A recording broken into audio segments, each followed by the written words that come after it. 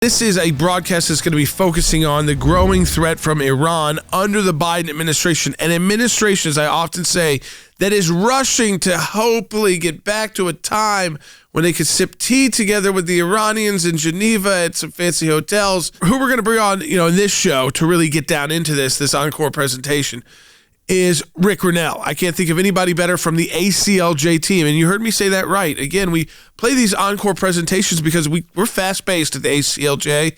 We talk about a lot of issues. New people join the organization. Ric Grenell is one of the newer additions to the American Center for Law and Justice, as well as a senior advisor for national security and foreign policy.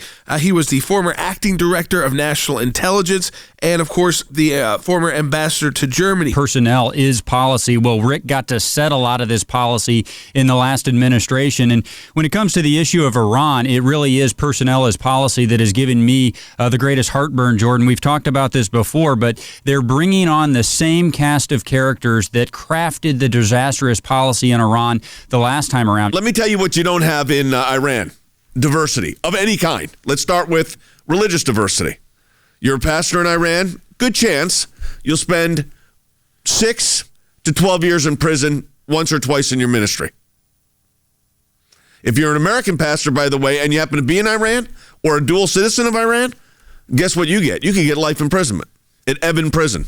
That's not pretend, that's real. Gays and lesbians, they throw them off of buildings.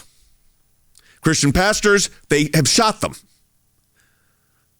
Now, that's Iran. Now, this president has isolated Iran and crippled them economically. As I look forward, one of the things that grieves me most about the election, Rick, was the reshaping of the Middle East that I know you were a part of, that we helped on the outside on, that was really coming together. And now it's the old guard back in, it's Obama 2.0, and with Iran what they're going to be doing. Yeah, look, let's not forget Kosovo and Serbia with their new historic agreements with Israel as well. Right. Look, I'm very concerned about the engagement with Iran. Let's be very clear now.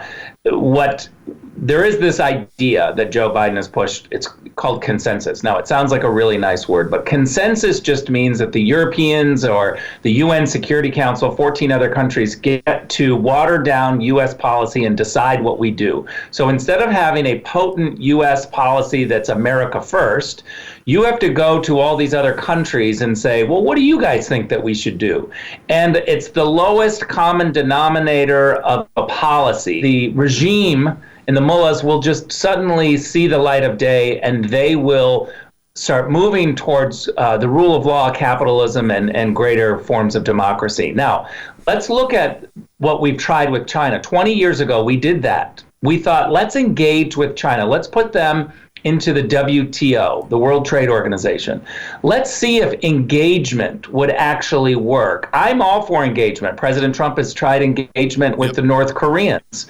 But at some point, you have to be smart about your engagement to have a benchmark and to say, did our engagement work? I think that we need to face the music, and we should have faced the music about 15 years ago, that trying to get greater cooperation with China by getting them into the WTO didn't work. We have seen human rights abuses get worse. Look at Hong Kong.